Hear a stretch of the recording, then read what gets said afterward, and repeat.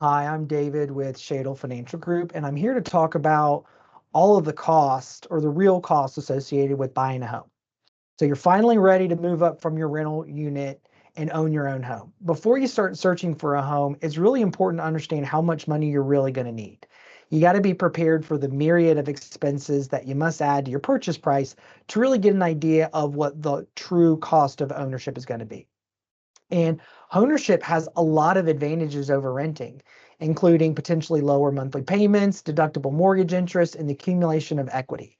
But there's a definite price to pay for these benefits, including the expenses we're about to go through. So the biggest spend is going to be your initial equity. And there are really two costs that constitute the beginning equity in your home. The first is going to be earnest money. This is money that you put down when you make the offer to purchase the home. This shows the seller that you're committed to the deal. You can get a refund if the deal falls through no fault of your own. The other initial spend is your down payment, which typically ranges from 3.5 to 20%, depending on the type of mortgage that you're looking at. You make the down payment at closing. Your mortgage covers the difference between the purchase price and that initial equity injection. Fees, fees, fees. It seems like every time you turn around, you'll encounter another fee. Sellers typically pay the broker's fee, although this is changing a little bit. But if you're using a buying agent, expect to pay up to 3% of the purchase price towards your buyer agent. Frequently, mortgage lenders charge an origination fee, which can be up to about 1% for the privilege of lending you money. You'll encounter various other fees, such as those for inspections, surveys, things like that.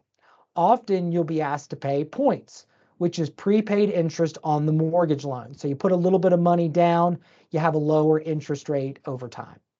Other fees may be charged by a homeowners association, a title company, the recorder of deeds, and there's some other fees that can be lumped in there as well. Don't forget insurance and taxes. You won't be able to get a mortgage without first getting homeowners insurance with an average annual premium that's going to be a couple $1,000s depending on the value of your home. You may also need flood insurance based upon your location. Many lenders require you to buy private mortgage insurance at an annual cost of 0.5 to 1% if your down payment is below 20%. You may also want to buy title insurance to ensure you have clear title to the property. Many folks purchase title lock insurance to cover losses from mortgage fraud due to identity theft. You got to figure in moving costs and initial repairs. Unless you do it yourself, it may cost you several $1,000s to engage a moving service. The cost depends on the distance to the new property and how much stuff is being moved. In addition, you may face immediate repair expenses for problems that the seller has not agreed to fix before closing. Expensive repairs can include a new roof, new HVAC, structural changes, expansions, landscaping, things like that. You may also have to pay a fee for a building permit. Worst case involves necessary, unexpected repairs not identified in the engineer's inspection report. Buying your first home is an enormous step. That's why finances in order first.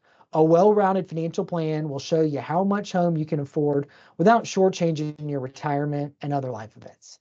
Contact me today to review your financial plan and ensure you're on solid ground before making an expensive commitment. Together, we can find the financial comfort zone for your home purchase. LPL Financial Professionals do not offer mortgage or lending service.